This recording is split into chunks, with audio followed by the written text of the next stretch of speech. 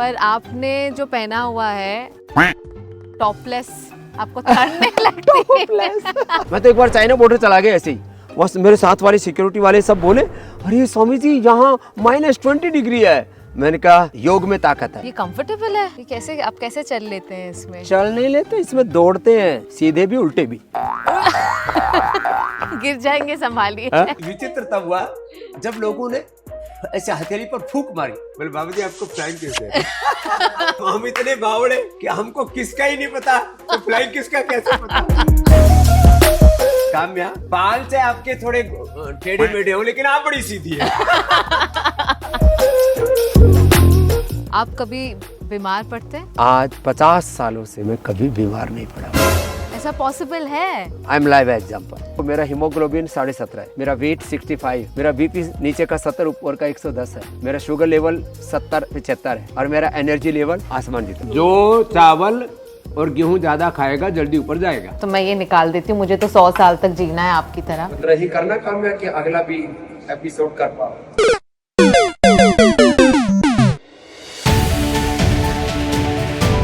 तो पतंजलि के number of products कितने हैं? सच बताऊं, मैंने भी नहीं गिने।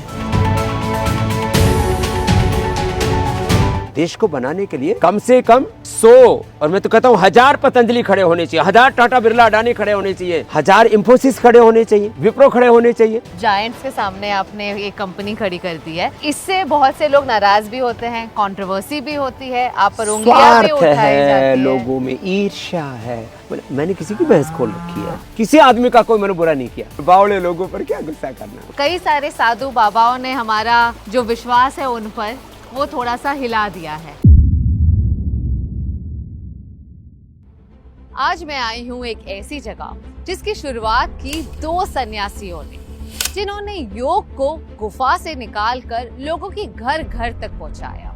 ना सिर्फ ये, बिल्ड की एक ऐसी कंपनी जिसने हमें हमारे traditional roots, ancient wisdom, Ayurveda और योगा की जड़ों से जोड़ दिया और साथ ही दिया रोजगार भारत के 1 लाख लोगों को डायरेक्टली और 5 लाख लोगों को इनडायरेक्टली, बनाते हुए सबको आत्मनिर्भर। पतंजलि ग्रुप ऑफ कंपनीज का मार्केट वैल्यू आज है क्लोज टू 1 लाख करोड़ रुपए।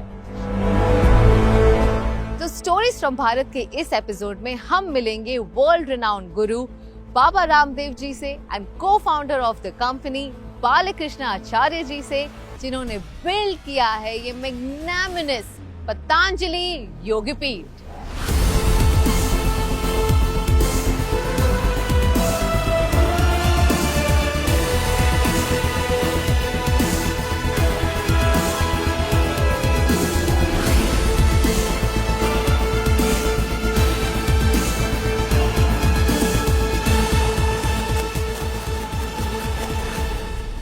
बाबा रामदेव का जन्म हरियाणा के एक छोटे से गांव में हुआ एज रामकृष्ण यादव। जिंदगी ने इन्हें कई बार चुनौतियां दी, पढ़ाई के लिए पैसों की तंगी, छोटी सी उम्र में फेशियल पैरालिसिस, 6 साल की उम्र में तालाब में गिर जाना, लेकिन उन्होंने कभी भी हार नहीं मानी। इनकी इंस्पायरिंग जर्नी और खुद योगा एंथुसियास्ट होने के नाते जब मुझे पता चला कि बाबा रामदेव मुंबई आए हैं, तो सोचा क्यों ना इनसे मिलकर खुद ही पूछ लेते हैं इनकी जर्नी के बारे में।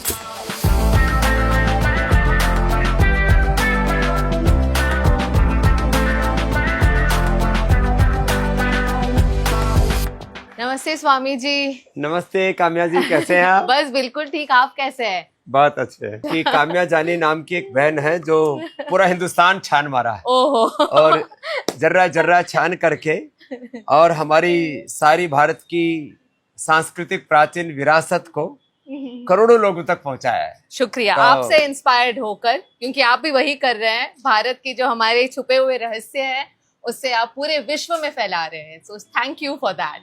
आज तो हम आपके यहाँ माया नगरी में आ गए। हाँ जी।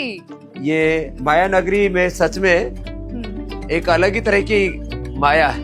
यहाँ इतना विशाल समुद्र है, बड़ी बड़ी अट्टालिकाएं हैं और इन भवनों के बीच में कहीं जीवन पर धूल सी जम गई है, उसको भी हटाना जरूरी है। आइए अंदर बैठते हैं। हाँ जी।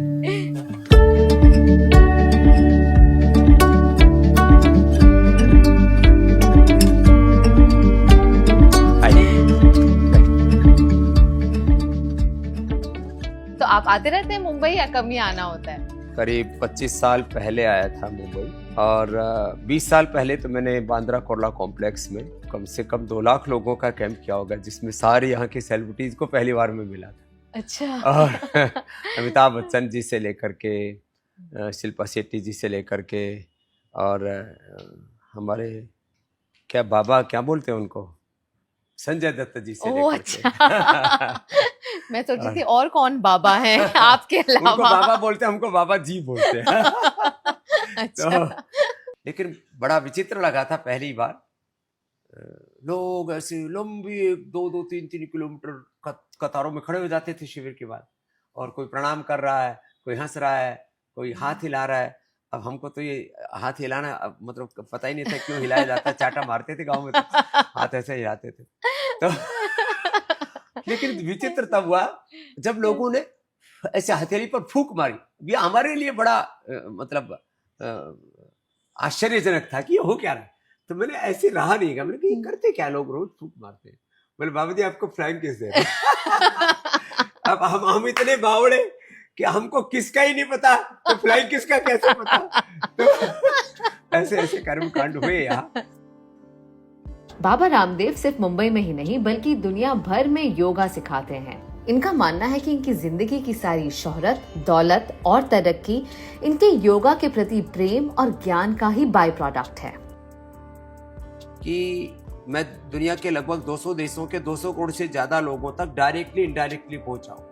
25 लाख किलोमीटर से ज्यादा की मैंने यात्रा की है, और 10 करोड़ से ज्यादा लोगों के तो मैंने खुद शिविर किए, और 10-15 करोड़ से ज्यादा लोगों को मेरे जो शिष्य हैं जिनको मैंने योग की ट्रेनिंग दी उन्होंने शिविर करवाया। लगभग 850-900 करोड़ की आबादी की इस दुनिया में 500 करोड़ से प्लस लोग या तो कमोबेश योग के बारे में जानते हैं या उसको प्रैक्टिस कर रहे हैं। तो हम पूरी दुनिया में बहुसंख्यक हैं, बिल्कुल हम अल्पसंख्यक नहीं है। तो ये योग की ताकत, माने इतनी बड़ी विरासत हमारे पूर्वजों की, जिसमें जीवन का हर आयाम छिपा हुआ है। गरीबी के कारण स्वामी जी स्कूल तो नहीं जा पाए, लेकिन पुरानी किताबों से योग और आयुर्वेद के सारे छुपे रहस्य अब्सॉर्ब कर लिए। एक गांव में छोटी सी मंदिर में एक सन्यासी रहते थे, स्वामी सत्यानंद जी। तो उनके पास लाइब्रेरी थी, करीब 15,000 बुक्स थी। तो वो हमें पुस्तक ऐसे तो देते नहीं थे, तो उधार में दे दिया करते कि ये पुस्तक कल लौटा देना, ये 3 दिन में 7 दिन में लौटा देना। ऐसे हमने सैकड़ों किताबें पढ़ डाली, और उसमें जब हमने योग के आसन भी और फिर और अपनी सांस्कृतिक विरासत के बारे में जाना। योगा ने ना सिर्फ इनकी जिंदगी को रोशन किया, बल्कि उन्हें एक ऐसी सोच दी जिससे पतंजलि बन गया भारत की सबसे बड़ी कंपनीज में से एक। हरिद्वार में स्थित पतंजलि योगपीठ दुनिया का शायद सबसे बड़ा योगा और आयुर्वेद सेंटर है। हमारे लगभग 500 डॉक्टर्स, साइंटिस्ट, और उनके साथ जो हमारे वैद्य हैं, करीब 2,500 हमारे डॉक्टर्स और साइंटिस्टों की टीम, और 5,000 से ज्यादा हमने रिसर्च प्रोटोकॉल्स फॉलो किए हैं। वो इंस्टीट्यूट आप देखें, माने जो काम WHO नहीं कर पाए वो काम हमने वहां पर किया है। वर्ल्ड का सबसे बड़ा संस्थान है, तो माने योग का, आयुर्वेद का, स्वदेशी का, सनातन धर्म का एक महातीर्थ है पतंजलि। वहां आपको मैं आमंत्रित करता हूँ, पूरी टीम के साथ आप आइए। और फिर मैंने एक दिन पूरा सर्च किया नेट के ऊपर। अच्छा। यूट्यूब, इंस्टाग्राम, जो है फेसबुक, सब भरा पड़ा है तुम्हारे वीडियोस से। तो अच्छे अच्छे वीडियोज आपने बनाए और करोड़ों करोड़ों लोगों तक उस संदेश को पहुंचाया है। तो भारत की इस पूरी सांस्कृतिक विरासत की यात्रा को अपने आगे जो बढ़ाया, तो मैं चाहूंगा कि आप हरिद्वार में आकर के दुनिया का योग का सबसे बड़ा संस्थान, काम्या आप वैसे बाल चाहे आपके थोड़े टेढ़े मेढ़े हो, लेकिन आप बड़ी सीधी है। तो आप जरूर आइए, और हम आपको बिल्कुल भी टेढ़ा मेढ़ा नहीं घुमाएंगे, आपको सीधा सीधा घुमाएंगे। मिलते हैं फिर हरिद्वार में। जरूर जरूर। नमस्ते। Thank you so much.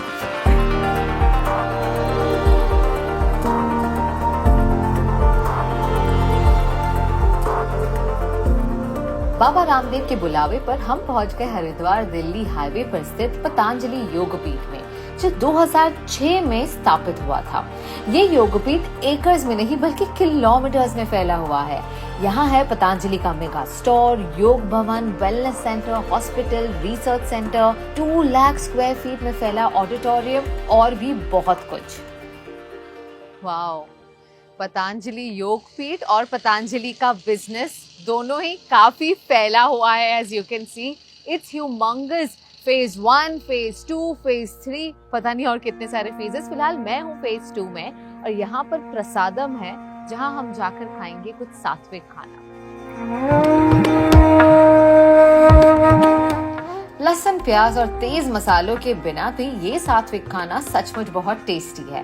यहाँ का मानना है कि आहार ही औषध है। Food is your medicine. सुना है यहाँ लोग अपनी क्रॉनिक डिजीजेस के साथ आते हैं और पतंजलि के आयुर्वेदिक और नेचुरोपैथी ट्रीटमेंट से बिल्कुल ठीक होकर वापस जाते हैं। यहाँ सिर्फ ayurvedic way of life practice ही नहीं करते, बल्कि गुरुकुल, यूनिवर्सिटी और आचार्य कुलम में सीखते भी हैं। यहाँ सिखाया जाता है कि किस तरह से ट्रेडिशनल वैल्यूज को मॉडर्न लाइफ में प्रैक्टिकली, साइंटिफिकली अप्लाई किया जाए।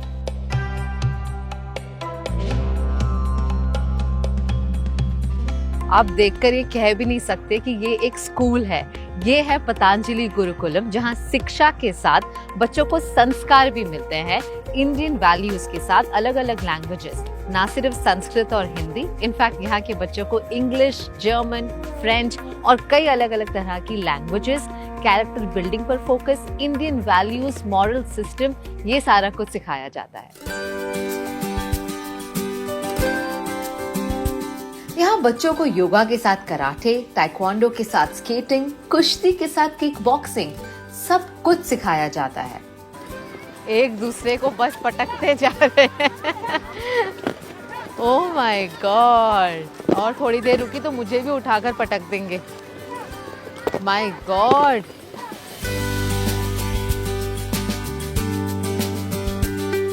लगभग 1-2 वर्ष पहले तक तो सीबीएसई बोर्ड को ही थोड़ा फॉलो कर रहे थे, क्योंकि भारतीय शिक्षा बोर्ड की तब तक तैयारी चल रही थी। लेकिन अब परम पूज्य महाराज श्री के नेतृत्व में, पूज्य आचार्य श्री के नेतृत्व में भारतीय शिक्षा बोर्ड की संकल्पना पूर्ण हो चुकी है। वो भारतीय गवर्नमेंट से उसका एफिलिएशन भी हो चुका है।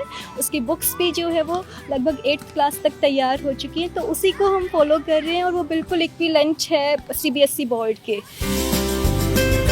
मॉडर्न एजुकेशन जो है वो 10th तक बिल्कुल वही है। उसके साथ अपना जो वैदिक एजुकेशन है उसको हम लोगों ने ऐड ऑन किया है।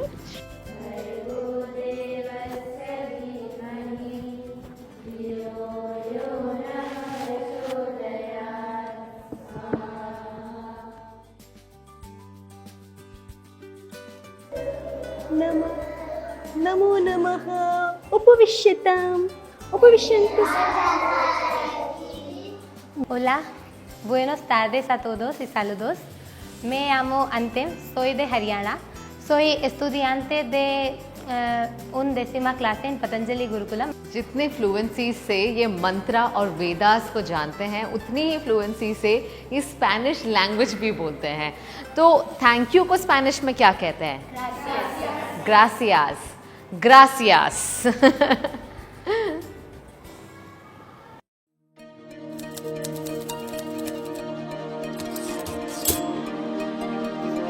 साढ़े 3 बज रहे हैं। मेरे लिए तो ये आधी रात है, पर बाबा रामदेव जी का दिन शुरू हो चुका है। अब वो जोर की दौड़ लगाएंगे। स्वामी जी की लाइफ जीना आसान नहीं।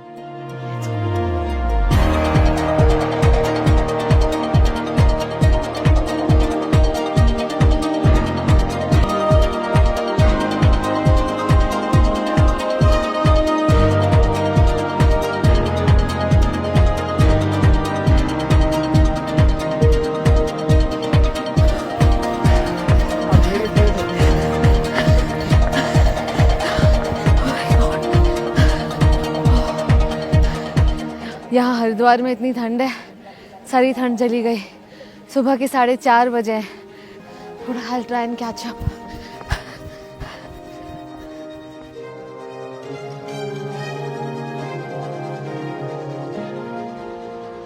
स्वामी जी ने तो बड़ी तेजी से बिना रुके 5 किलोमीटर की दौड़ लगाई, पर उनके सिक्योरिटी गार्ड्स और मैं, हम शिफ्ट्स में भाग रहे थे।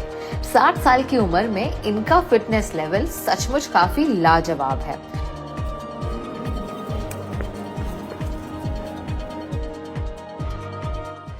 और ये पसीना नहीं टपक रहा तो इसका मतलब तुम टपकने वाले हो। पर मेरे फिटनेस लेवल्स का अब तक पूरा फलूदा बना नहीं था, तो स्वामी जी ने सोचा क्यों ना मुझे स्टेज पर बुलाया जाए, उनकी लाइव ऑडियंस के सामने आस्था चैनल पर। काम्या जाने के लिए एक बार जोरदार अभिनंदन। कर्ली टेल्स करती है, ये सोशल मीडिया पर अपने बहुत अच्छे अच्छे क्रिएटिव वीडियो डालती हैं। जितना हो पाए उतना उतना कोशिश तो करो। हाँ, पता तो लगे बाबा की स्टोरी कवर करते हो तो पसीना बहाना पड़ता है। उतना ही करना काम्या कि अगला भी एपिसोड कर पाओ।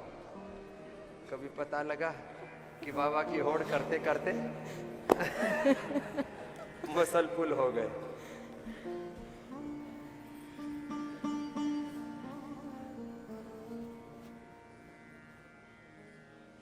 अब इसके लिए तो बड़ा अभ्यास चाहिए। अब 100 साल तक सबको जवान रखना है। 100 साल तक बूढ़ा होना, बीमार होना मना है। अब 2-3 ही करवाएंगे काम्या से। चलो ऐसे 1 2 and 3 1 2 and 3। अब कोशिश कर लो अगला। दाहिना पैर आगे देखो, ऐसे नीचे झुके और फिर ऊपर उठे। क्या बात। पर स्वामी जी को साथ योगा करता देख काफी मोटिवेशन मिली। I finally got a grip और मुझे लगता है कि मेरे योगा स्किल से बाबा जी फाइनली इम्प्रेस हो ही गए। ये तो भाई मजबूत छोरी है। फिर ये ऐसे और वापस ऐसे। ताली बजा दो भाई एक बार काम्या।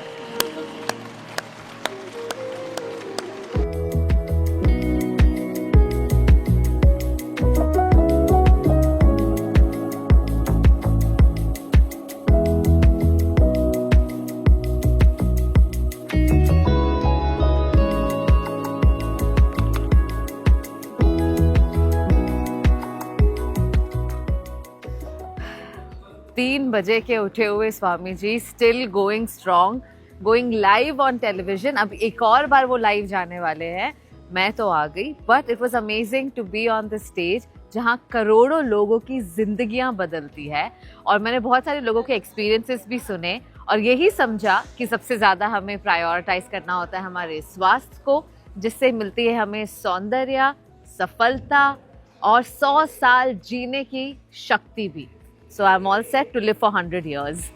बाकी मुलाकात होगी उनसे उनके लाइव सेशंस के बाद। अब मैं देख रही हूँ पतंजलि के कई सारे प्रोडक्ट्स हैं, तो आपकी कोई बैटरीज भी है जो एवर रेडी और ड्यूरासेल को छोड़ दें, क्योंकि आपकी जो बैटरी है। हमारा सबसे बड़ा प्रोडक्ट है ह्यूमन प्रोडक्ट। रोज सुबह 3:30 बजे उठते हैं। अगर आपका मुझे रूटीन। मैं 3 से 3:30 बजे, जैसे ठीक कभी कभी 11-12 बज जाते हैं ना, तो फिर हाँ जी। 3:30 बजे, तो 3-3:30 बजे उठना, हाँ 1 जी। घंटे अपना वैयक्तिक ध्यान करना, पर्सनल अपना जो मेडिटेशन आदि वो करना, फिर दौड़ लगाना। वो तो फिर देखा आज हमने।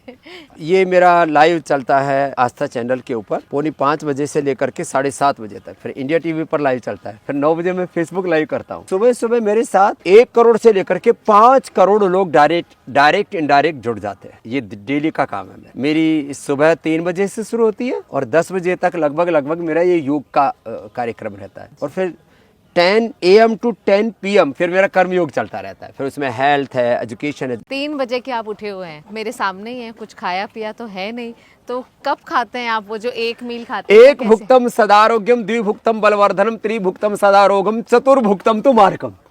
अच्छा, इसे पता है हिंदी में आप। एक बार खाएंगे हाँ जी। सदा निरोग रहेंगे। अच्छा। 2 बार खाएंगे, बहुत ज्यादा पुरुषार्थ करते हैं, एक्सरसाइज करते हैं, मेहनत करते हैं, खेती करते हैं, मजदूरी करते हैं, द्विभुक्तम बलवर्धनम, त्रिभुक्तम सदारोगम, 3 बार खाएंगे सदा रोगी रहेंगे, 4 बार खाएंगे तो मरेंगे।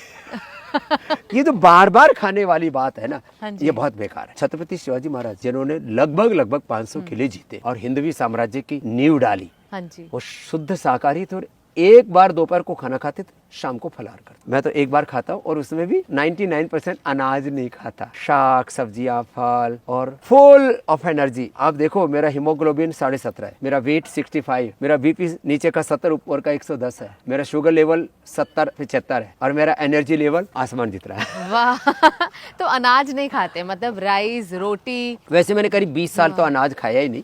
हाँ जी। अभी मैं कभी कभी मिलेट्स आदि ले लेता हूँ, वो भी कभी कभी महीनों बंद कर देता हूँ। खाने का सीक्वेंस क्या होना चाहिए? हाँ जी, पहले बताएं। फ्रूट्स खाओ, सलाद खाओ, पहले कच्चा रो खाओ, उसके बाद पका हुआ खाओ, लास्ट में मीठा खाओ। मीठा और भी मीठे में खाते हो चीनी आप? नहीं। अच्छा। फ्रूट्स ड्राई फ्रूट्स ये मीठे हैं ना, हाँ तो जी। उसमें जैसे आप गुड़ का, शक्कर का और खजूर का, अंजीर आदि का बना हुआ कोई मीठा आदि आप खा सकते, चीनी नहीं। रात को तो मीठा कतई नहीं खाना चाहिए। रात को मीठा, चाय, कॉफी, दही, छाछ, चॉकलेट ये रात को नहीं खानी चाहिए। किसी को नींद ना आती हो तो प्याज खा सकता, प्याज खाने से नींद बहुत जोरदार आती है।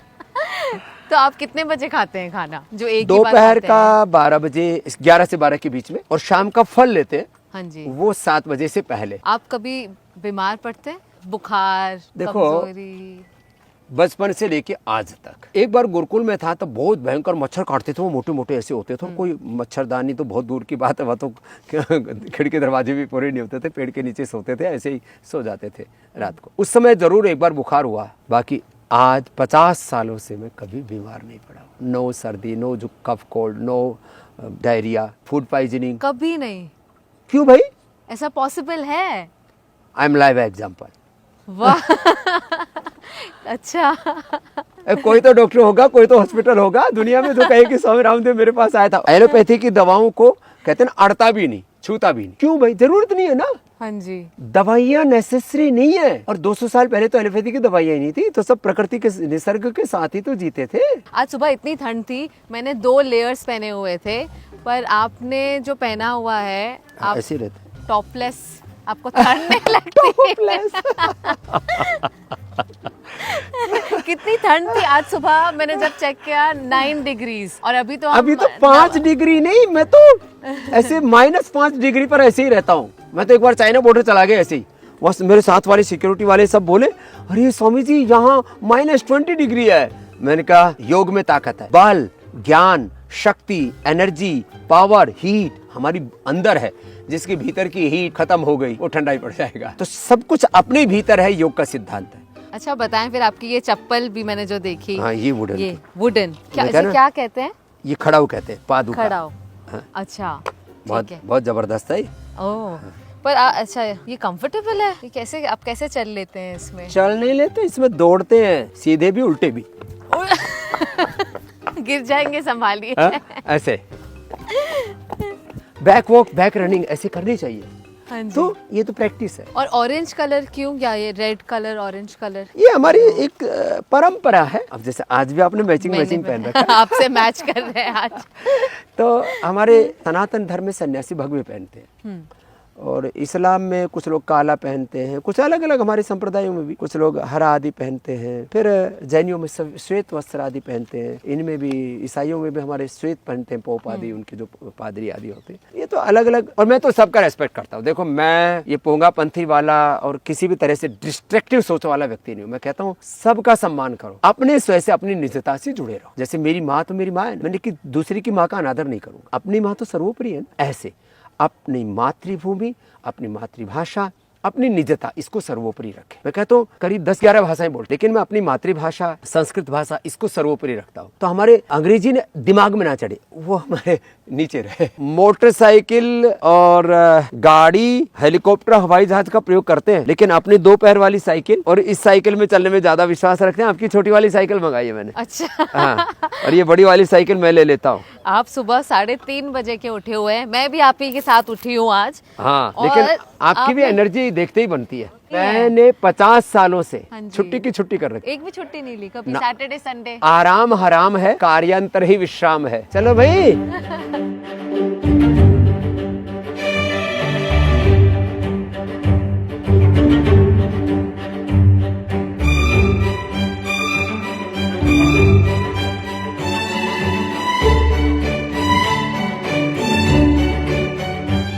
तो स्वामी जी, आपको बचपन से ही योगा के प्रति इतनी रुचि थी? मैं 5-7 साल का था तब से योग की किताबें पढ़ी और मैंने किताबों में चित्र देख देख करके, फोटो देख देख करके योग सीखा। आज मैं 50 सालों से योग कर रहा हूँ और 35 साल से तो करा रहा हूँ। तो मैं कह सकता हूँ, यद्यपि मेरी बायोलॉजिकल एज लोग 25-30 ही मानते हैं। वैसे क्या है आपकी उम्र? अब मैं थोड़ी दिनों में 60 का हो जाऊंगा। Really? और ठाठ से जी रहा हूँ। क्या बात है।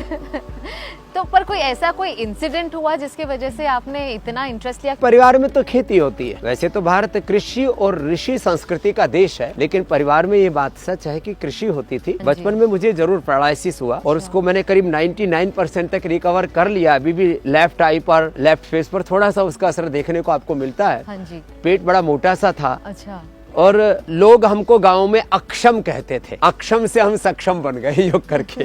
पर सुना बचपन में आप घर छोड़कर चले गए थे, तो आपके माता पिता तो आपसे बड़ा नाराज हुए होंगे? माता पिता थोड़े से दुखी थे क्योंकि मैं विदेशी शिक्षा पद्धति का घोर विरोधी हूँ। जब अपनी शिक्षा, अपनी चिकित्सा, अपनी अर्थव्यवस्था, अपनी संस्कृति, अपने संस्कार इतने अच्छे हैं, तो फिर ये शिक्षा की गुलामी, चिकित्सा की गुलामी, आर्थिक, वैचारिक, सांस्कृतिक गुलामी क्यों? उन्हीं पूर्वजों की विरासत को लेकर के मैं आगे बढ़ रहा हूँ। तो आप योगा सीखते रहे, पर आपने ये भी डिसाइड कर दिया और बहुत यंग उम्र में कि आपको सन्यासी बनना है। जो भागे हुए लोग हैं वो सन्यासी नहीं, जो जागे हुए लोग हैं वो सन्यासी है। सन्यासी पलायनवादी नहीं होता, सन्यासी स्वार्थी नहीं होता, जो एक संसारी होना चाहिए और जो सारे संसार को संभाल सके, वसुधैव कुटुंबकम, सारे संसार का ख्याल रख सके, इतनी बड़ी जिसकी सोच हो, उसको सन्यासी होना चाहिए। इसमें वस्त्र कोई मायने नहीं रखते। संसार में थोड़ा थोड़ा तो सुख है ही ना, नहीं तो दुनिया क्यों पगलाई हुई है, बावली हो रखी है। शादी करनी है, बच्चे करने हैं।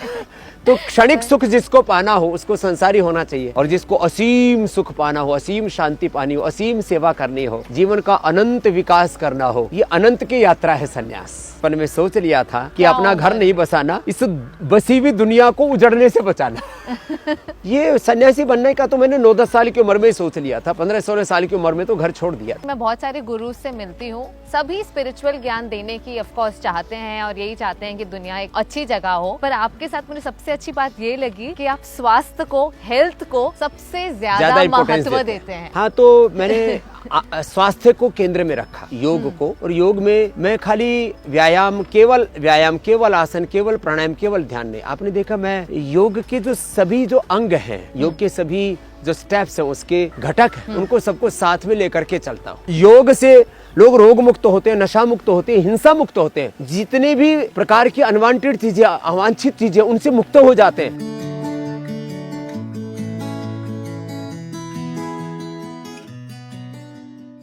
पतंजलि की नींव कैसे पड़ी और किस तरह से आपने सोचा कि हम कुछ प्रोडक्ट्स भी लॉन्च करें जिससे लोगों का लाभ हो? मैंने भारत की गुलामी का इतिहास पढ़ा तो शुरुआत हुई ईस्ट इंडिया कंपनी से। ईस्ट इंडिया कंपनी से लेकर के विदेशी कंपनियों ने देश को लूटा। 1000 लाख करोड़ रुपए से ज्यादा की ये लूट हुई है। तो हम चाहते हैं कि ये लूट ना हो। हमने बचपन में पढ़ा कि भाई अपना देश का पैसा देश में रहना चाहिए। सीधी सी बात है, इसके पीछे कोई बहुत बड़ी फिलोसफी नहीं, बिल्कुल सिंपल है। देश का पैसा देश में रहे और देश की सेवा में लगे। ने जो पैसा आया पतंजलि के पास, उसको किस में लगाया? पतंजलि गुरुकुलम, आचार्य कुलम में, पतंजलि विश्वविद्यालय में, भारतीय शिक्षा बोर्ड में, यहाँ योगग्राम निरामय में आप देख रहे हो, यहाँ पर ये इसमें लगाया। पतंजलि वेलनेस में, पतंजलि योगपीठ में लगाया। आज हमारे 5000 से ज्यादा सेंटर्स हैं पूरे देश में। 1 लाख करोड़ रुपए से ज्यादा हमने देश की सेवा में लगाया। ये क्या, इन्होंने क्या किया? यूनिलीवर की कोई देश के लिए एक यूनिक कंट्रीब्यूशन बताओ कि what he did for nation. हमने सस्ते, सात्विक, अफोर्डेबल और क्वालिटी प्रोडक्ट विदाउट एनी एडल्टेशन, और उसके ऊपर फिर बहुत रिसर्च किया। आज हमारा रिसर्च सेंटर 500 साइंटिस्ट और 2000 डॉक्टर्स, 2500 लोगों की टीम काम करती है। पतंजलि का जो पूरा इंफ्रास्ट्रक्चर है, करीब 1 लाख लोग यहाँ पर सेवा देते हैं, डायरेक्ट इनडायरेक्ट करीब 5 लाख, और अभी 5 लाख को और जोड़ने का विचार है। अब तो अमेरिका में भी स्वदेशी का नारा गुजरा है, nation first, made in America, made by American. Trump ऐसे करके तो जीता है। फूड पार्क, वर्ल्ड का सबसे बड़ा फूड पार्क हमारे पास में, वर्ल्ड का सबसे बड़ा योग का, वर्ल्ड का सबसे बड़ा आयुर्वेद का, वर्ल्ड का सबसे बड़ा नेचुरल प्रोडक्ट्स में रिसर्च का, वर्ल्ड का सबसे बड़ा गुरुकुल, वर्ल्ड का सबसे बड़ा जो है ट्रेडिशनल एजुकेशन और शिक्षा संस्कार का समन्वय से आचार्य कुलम, वर्ल्ड की श्रेष्ठतम A+ क्रेडिट हमारी यूनिवर्सिटी जो है, A ग्रेड का हमारा आयुर्वेद का कॉलेज। हमको 3rd क्लास, ऐसे 4th क्लास का काम पसंद, A ग्रेड का काम है। रेवेन्यू की माने तो आपने एक बार बताया था 10 से 15,000 करोड़, ये कुछ 8-9 साल पुरानी बात है। अब मैं देखती हूँ ऑनलाइन तो 70,000 करोड़ पर पता नहीं अब क्या रेवेन्यू है, ये आप ही बता सकते हैं। 50,000 करोड़ प्लस है अभी ग्रुप का। अच्छा। 1 लाख करोड़ का टारगेट है और ये कोई बड़ी बात नहीं, लेकिन बस इसके लिए एक ही चीज चाहिए, पूरी ऑनेस्टी, पूरा डेडिकेशन। सभी दिशाओं से आपका जब पुरुषार्थ होता है ना, तब आप ये सब अचीव कर पाते हैं। बड़े बड़े आंकड़े ना आदमी को कहना आसान है, इसके करने के लिए बड़ी तपस्या लगती है, बड़ा पुरुषार्थ लगता है। जैसे हमारे बारे में मुंह उठा के बहुत से लोग बहुत से अनर्गल बातें करते हैं, गालियां भी देते हैं कुछ लोग हमको कि बाबा जो है योगी नहीं, सन्यासी नहीं, व्यापारी है। मैंने कहा हम व्यापारी नहीं हैं, हम उपचार और उपकार की भावना से संसार को अपना परिवार मान करके, एमएनसीज के लिए तो देश एक बाजार है, दुनिया एक बाजार है, हमारे लिए तो सारा संसार एक परिवार है। और आज ये जो कुछ किया है इसके लिए इस जन्म की 50 वर्षों की और अनेक जन्मों की तपस्या लगी है। माता पिता और गुरुओं का आशीर्वाद इसके पीछे है, नहीं तो कैसे हम सब कर पाए।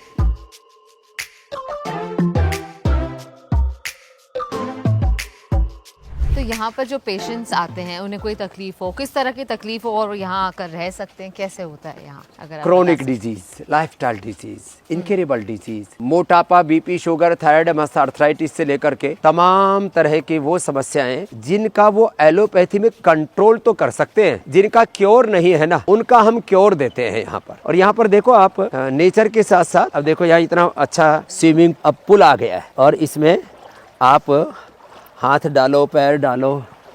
अभी तो गर्मी हो गई है, अभी तो 9 डिग्री टेम्परेचर नहीं है, अभी नहीं है। हाँ। फिर कितना 18 तो है, पानी तो ठंडा है लेकिन कितना साफ है देखो। हाँ जी। तो ऐसे मैं हाइजीन के प्रति भी बहुत सजग रहता हूँ। अच्छा। माने चारों तरफ स्वच्छता भी हो और वो हाइजीन केवल फिजिकल नहीं, हमारा शरीर, हमारी इंद्रियां, हमारा मन, हमारा चित्त, हमारी चेतना, सब कुछ हमारा पवित्र हो, है ना। हरियाणा के एक छोटे से गांव से आए और आज इतना बड़ा आपका जो एम्पायर है बिजनेस का, वो कोई छोटी बात नहीं है। एक इतने जायंट्स के सामने आपने एक कंपनी खड़ी कर दी है। इससे बहुत से लोग नाराज भी होते हैं, कंट्रोवर्सी भी होती है, आप पर उंगलियां भी उठाई जाती है, लोगों में ईर्ष्या है। गांव की भाषा में बोलूं, मैंने किसी की भैंस खोल रखी है, किसी की खूड बार रखी है, किसी का कोई नुकसान कर रखा। मैंने चींटी से लेकर के हाथी तक, एक नॉर्मल आदमी से लेकर के जो आज सतह के समृद्धि के शिखर पर है, किसी आदमी का कोई मैंने बुरा नहीं किया। क्यों ईर्ष्या करते हैं? क्यों मेरे बारे में बुरा भला कहते रहते हैं? कहते हैं ईर्ष्या है, द्वेष है लोगों में। आपको गुस्सा नहीं आता? क्या गुस्सा करना है, बेचारे अविवेकी है, दया के पात्र है।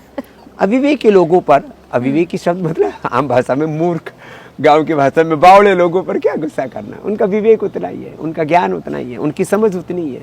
बोले ऐसे तो देश नहीं बनेगा ना। देश को बनाने के लिए कम से कम 100 और मैं तो कहता हूँ 1000 पतंजलि खड़े होने चाहिए, 1000 टाटा बिरला अडानी खड़े होने चाहिए, 1000 इंफोसिस खड़े होने चाहिए, विप्रो खड़े होने चाहिए। अजीम प्रेम जी ने भी अच्छा काम किया, हिंदू मुसलमानों वाला कोई चक्कर नहीं है, चारों लोग खड़े होने चाहिए ना। देश को आगे बढ़ाना। हम कहते हैं हमें भारत से गरीबी को मिटाना, और गरीबी नहीं मिटाएंगे। और कैसे आप गरीब को मिटाने में लगे पड़े हो? आपको भारत को स्वस्थ समर्थ बनाना है, भारत को सुपर पावर बनाना है, तो आपको जो है बिजनेस को क्रिटिसाइज करना बंद करना पड़ेगा, समृद्धि को क्रिटिसिज्म बंद करना पड़ेगा, हमको अच्छी चीजों को प्रोत्साहन देना पड़ेगा। दुनिया में कोई बढ़ता है आगे, उसकी बड़ाई होती है, हिंदुस्तान में कोई बढ़ता है उसकी टांग खींचने लग जाते हैं। तो लैग पुलिंग बंद होनी चाहिए। कई सारे साधु बाबाओं ने हमारा जो विश्वास है उन पर वो थोड़ा सा हिला दिया है, पर ये है कि थोड़ा इंप्रेशन खराब हो गया है साधु और बाबाओं। बुरे लोग कहाँ नहीं है, बाबाओं में बुरे लोग हुए नहीं होना चाहिए, एक भी नहीं होना चाहिए। ये तो सबसे पवित्र जगह है, ये बहुत पवित्र व्यक्तित्व है। राजनेताओं में कितने भ्रष्ट बेईमान बदमाश हुए, पॉलिटिशियंस से लेकर के आप मीडिया में चले जाओ, विधायिका में, कार्यपालिका में, न्यायपालिका में, हर गांव गली मोहल्ला में चले जाओ, घरों में, परिवारों में कितने लोग अपनी पत्नियों को प्रताड़ना देते हैं। कुछ पत्नियां भी जो है कितने पतियों पर सोटे बजाती हैं। तो हर जगह प्रताड़ित लोग हैं, प्रताड़ित पति, प्रताड़ित पत्नी। एक रिलीजियस पावर, स्पिरिचुअल पावर, और एक दूसरी पॉलिटिकल पावर। इन दोनों के शिखर पर जो लोग हैं उनको लोग बहुत अच्छा देखना चाहते हैं। धर्म भी बदनाम होता है, देश भी बदनाम होता है। मैं बार बार कहता हूँ, मैं एक व्यक्ति नहीं हूँ, मैं एक संस्कृति हूँ, मैं देश। मेरी हर एक अच्छे बुरे काम का प्रभाव मेरे देश पर पड़ता है। मैं अच्छा करता हूँ तो मेरे देश का गौरव बढ़ता है। आज पूरी दुनिया में हमने योग का, आयुर्वेद का, वेदों का, सनातन का गौरव बढ़ाया। तो यदि कोई गलत करता, ऐसे ही बदनाम भी होता।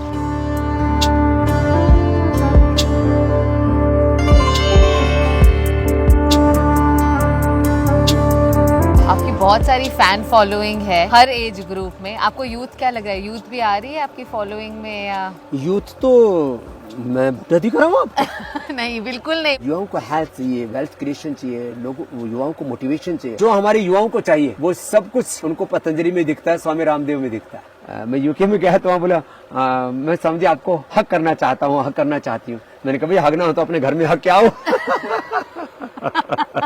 हमारे गले मत पड़ो। तो ये गांव की भाषा में हमारे यहाँ पर हगना बहुत दूसरे अर्थों में प्रयोग होता है। तो हमको सच में पता भी नहीं था, हम तो गुरुकुल के पढ़े हुए थे।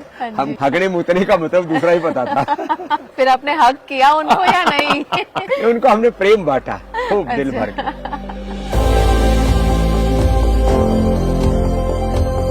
पतंजलि की कहानी बिना बालकृष्ण आचार्य जी के अधूरी होगी। ये ना सिर्फ बाबा रामदेव के बचपन के दोस्त हैं, बल्कि पतंजलि ग्रुप ऑफ कंपनीज के को फाउंडर भी हैं। गुरुकुल खानपुर है हरियाणा में, वहाँ रहा। उसके बाद उसको छोड़ छाड़ करके फिर मैं निकल गया दूसरे गुरुकुल में चला गया।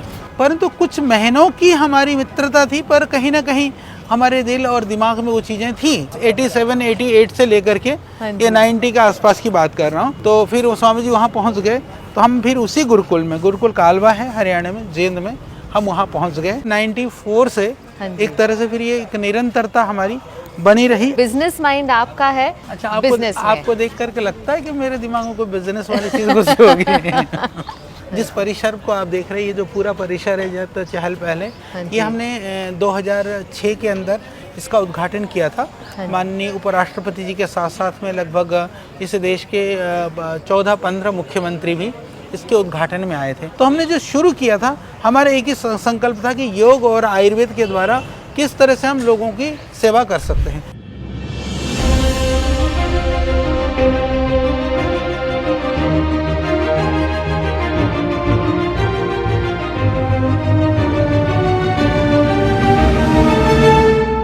अब हम आए हैं पतंजलि के मेगा स्टोर में।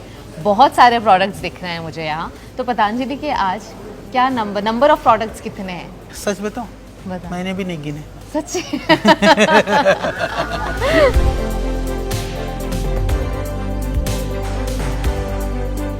ये हम लोगों ने सबसे पहले बनाया था च्यवनप्राश।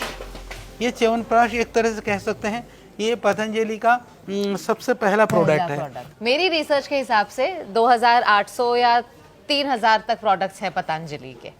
अब इतने हैं या नहीं, ये आप ही बता सकते हैं। उससे ज्यादा हैं। यदि हम वैरायटी की बात करें, हम अभी इसको कहते च्यवनप्राश में काउंट करें तो ये एक होगा, पर च्यवनप्राश की वैरायटीज में काउंट करें तो ये 5 हो गया हमारे पास। इस तरह से करते हैं तो लगभग हमारे पास टोटल मिला करके यदि जो हर्ब्स हैं, आयुर्वेदिक औषधियाँ हैं या फूड आइटम है, सब मिलाते तो 5000 से ज्यादा तो हम हो जाते हैं। अच्छा, उतने ज्यादा हैं। औषधीय गुण और जड़ी बूटियों को बिना कम किए कैसे टूथपेस्ट बन सकता है, तो ये हमारा था टूथपेस्ट की शुरुआत। मतलब ये ट्रेडिशनल चीजों को किस तरह से मॉडर्न लाइफ में यूज किया जाए, उसका एक पूरा आप रिसर्च करते हैं। तो कोई जगह है जहाँ सारी बिल्कुल रिसर्च होती है? हम आपको दिखाएंगे भी, रिसर्च सेंटर भी हम दिखाएंगे। हमारे पास बहुत अच्छी वैज्ञानिकों की टीम भी है, बहुत बेहतर, हाँ, साइंटिस्ट हैं। हम इसको बहुत सिंपल लैंग्वेज में मैं आपको कहूँ तो दुनिया को दुनिया की भाषा में समझाने का सामर्थ्य हमें होना चाहिए, तो वही चीज़ जीवित रहती है। आप दुनिया को अच्छी भाषा में समझाते हो तो दुनिया आपको फॉलो करती है। सिंपल सी बात है। तो आप भी 3:30 बजे उठते हैं? नहीं, मैं लेट उठता हूँ। लेट मतलब कितने बजे? 5 बजे तक उठ जाता। 5 बजे लेट नहीं होता। 5 बजे भी जल्दी होता है। कोई भी दो रिश्ते हो, जब आप तो 2 मित्र हैं, कभी ये नहीं होती अनबन आप दोनों के बीच? अनबन हम लोगों की कभी भी आज तक, मैं कई बार सोचता हूँ, हम लोग विचारों को लेकर के, कोई कार्य जैसे रहता है, स्वामी जी की दृष्टि रहती है कि इस कार्य को ऐसा करना चाहिए, हमारी दृष्टि रहती नहीं इसको ऐसा करना चाहिए। हाँ जी। इतनी चीज तो होती है। हाँ जी। इस कार्य को छोड़ करके, कार्यों को, कामों को छोड़ करके किसी चीज में कोई अनबन है ही नहीं। ना स्वामी जी को कुछ चाहिए, ना हमारी चाहत है, ना घूमना, ना कपड़ा, ना डिमांड, दोनों की है ही नहीं, तो कोई झगड़ा टंटा है नहीं। चलो आ गया रिसर्च सेंटर। ये रिसर्च सेंटर में हम दिखाते हैं।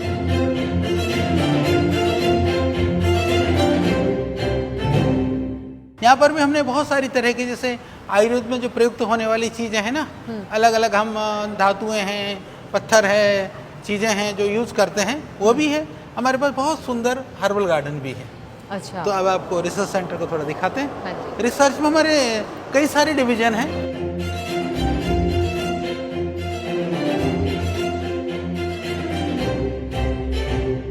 और बाकी हमारे सब साइंटिस्ट लोग हैं, यहाँ वरिष्ठ वैज्ञानिक हैं। ये बड़े बड़ी संस्थानों में, दुनिया में, विश्व के अलग अलग देशों के अंदर काम करने के बाद में यहाँ पर पहुँचे हैं।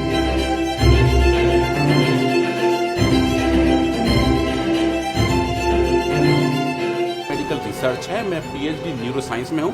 यहाँ जितने लोग यहाँ देख रहे हो सब साइंटिस्ट हैं जिनकी ट्रेनिंग मॉडर्न मेडिकल साइंस की हुई है। This is the technology that has come from NASA where we have now work to introduce microgravity. ऋषियों ने अलग अलग पौधों के गुण लिख रखे हैं, तो फिर हम उसके आधार पर संभावना कर सकते हैं कि हाँ, ये औषधि जब इस चीज़ में काम करती है तो इससे मिलते जुलते लक्षण वाले रोगों में ये भी प्रभावशाली हो सकते हैं। तो हमको एक आधार मिल जाता है, उस आधार को साइंटिफिकली वैलिडेशन के लिए हमारे पास रिसर्च लैब है।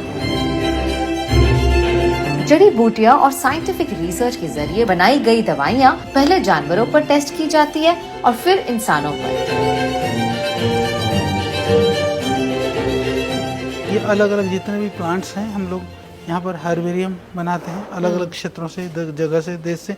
नीचे पूरा इसका हमने एक जगह पर इकट्ठा भी कर रखा है और सबका रिकॉर्ड है कहाँ से है ये? दुनिया में 3,60,000 तरह के हैं लगभग। यदि हम बात करें फ्लोरा वगैरह की दृष्टि से तो इंडिया में लगभग 22,000 के लगभग हैं। और हम लोग अभी उसमें से 22,000 में से भी एक लिस्ट बना रहे हैं मेडिसिनली कितना हो सकता है। तो अभी तक जो लिस्ट है लगभग 2,000 पौधों की थी, हम लोग जो कर रहे हैं करीबन 14,000, 2,000 की तुलना में 14,000। और आपका मानना है कि जितना भी कुछ हमारी प्रकृति ने हमें दिया है सारा सल्यूशन और इलाज उसी में है? बिल्कुल। ये देखो जो पुराने जमाने में जो होते थे ना, हम लोग काम करते हैं तो ये इस तरह, इसको बोलते हैं ये ताड़पत्र। ये ताड़पत्र में लिखा हुआ है। इसी तरह से आप देख सकते हैं कि कागजों में बहुत पुराना लग रहा है। कितने सालों पुराना होगा ये? ये होगा कम से कम 300-400 साल पुराना। और इसमें क्या लिखा हुआ है? ये अलग अलग ग्रंथ हैं, अलग अलग हमारे पास पूरे उसकी एक्सपर्ट की टीम है, अलग अलग लिपियों में है। बट ये महत्वपूर्ण इसलिए है कि यहाँ पर पूरी धरती में जितने तरह के पेड़ पौधे होते हैं उनमें से करीबन 60,000 पेड़ पौधों के यहाँ पर या तो आप कैनवास पेंटिंग्स देखोगे या आप लाइन ड्राइंग देखोगे। यानी कि दुनिया के लगभग हमारे पास 60,000 से ज़्यादा पेड़ पौधों के लाइन ड्राइंग और कैनवास पेंटिंग्स हैं। हमारे पास करीबन 32,000 कैनवास पेंटिंग्स हैं और उनके पास 300 साल में 11,500। वो इकलौती संस्था थी जो फर्स्ट थी।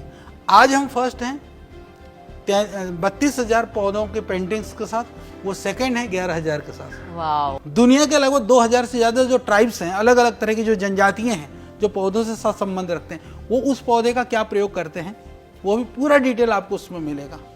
और इतना ही नहीं, लगभग टोटल नामों की संख्या तो 12 लाख नाम है हमारे पास। वाह माय गॉड। पर आप दोनों ही सन्यासी हैं। वैसे तो आप 100-150 साल दोनों ही जिएंगे, पर आगे सोचा है ये साम्राज्य जो इतना बड़ा क्रिएट हुआ है ये कौन संभालने वाला है आगे? क्योंकि हम ट्रस्ट के भाव से ही काम करते हैं, ट्रस्टीशिप में। तो ये ट्रस्ट के रूप में ही हमारे आगे जो श्रद्धेय स्वामी जी ने दीक्षा दे करके सन्यासी ब्रह्मचारियों को जो परंपराओं को बढ़ाया है, उसी परंपरा से आगे चलता रहेगा।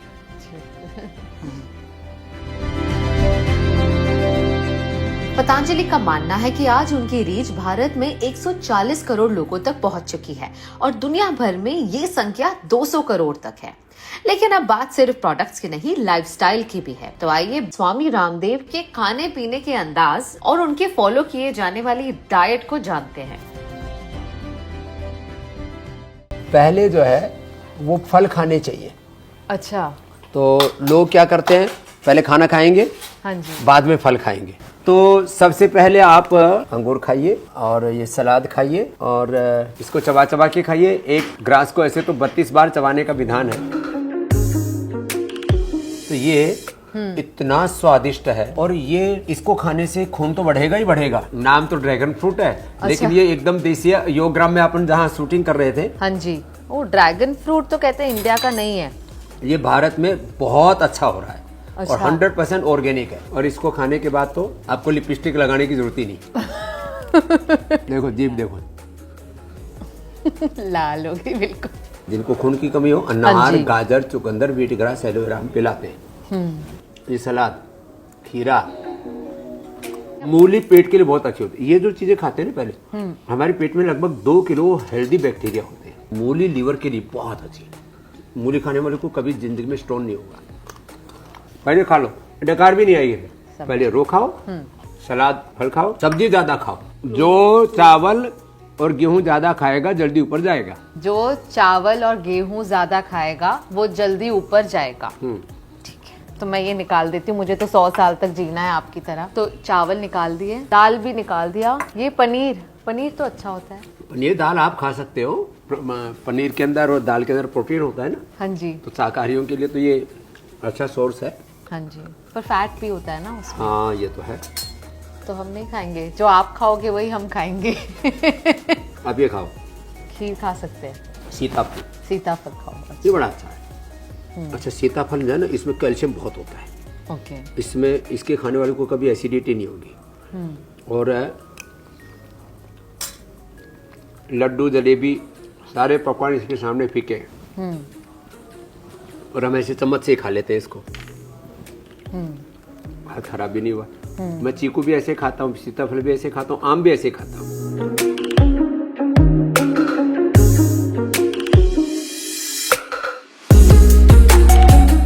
हाँ लौकी है तो कच्ची वाली, लेकिन कितनी टेस्टी है। बहुत टेस्टी और बिल्कुल सात्विक। उसमें लहसुन प्याज कुछ भी नहीं पड़ता है यहाँ पे। बिना लहसुन प्याज। तोरी भी ऐसी टेस्टी है। और मैं ज्यादातर देसी वाली तोरी खाता हूँ, खुरदरी वाली। एक चिकनी वाली होती है ना, लाइनों वाली खाते हैं आप, जिसमें लाइनें होती है ना, जो थोड़ी। साउथ इंडिया में बहुत खाते हैं उसको। अच्छा। तोरी का हीरे का हिलो की तोरी। और ये क्या है? गोभी। इसमें लगता है गोभी और आलू है। आलू, आलू खाते हैं आप या आलू नहीं खाते? मैं तो आलू प्रिय नहीं हूँ। नहीं हूँ। ना।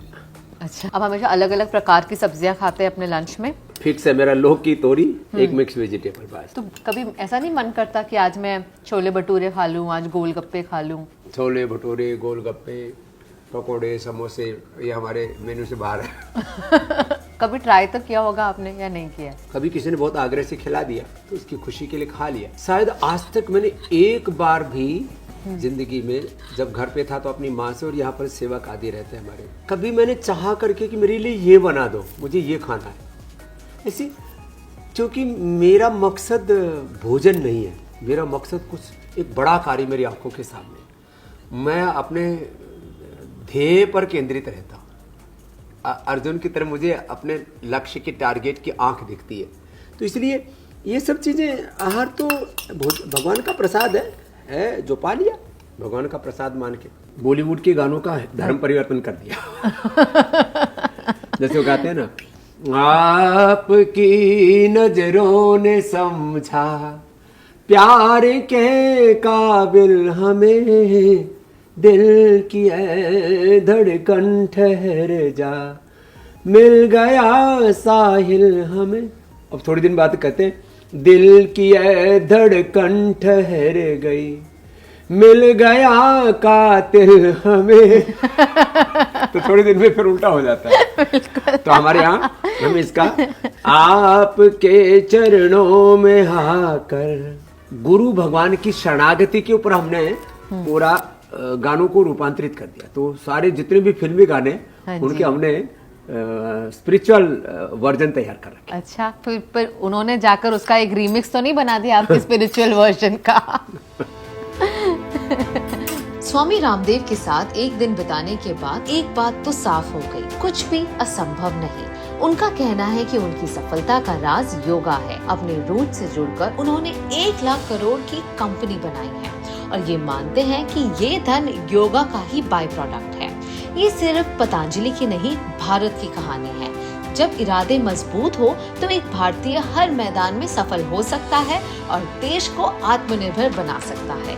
स्टोरीज फ्रॉम भारत में हम ऐसे प्रेरणा देने वाली कहानियां लाते रहेंगे, क्योंकि भारत सिर्फ एक देश नहीं, एक जज्बा है। मैं काम्या जानी मिलूंगी आपको अगले एपिसोड में एक और इंस्पिरेशनल कहानी के साथ। Until then, do remember to subscribe to Curly Tales.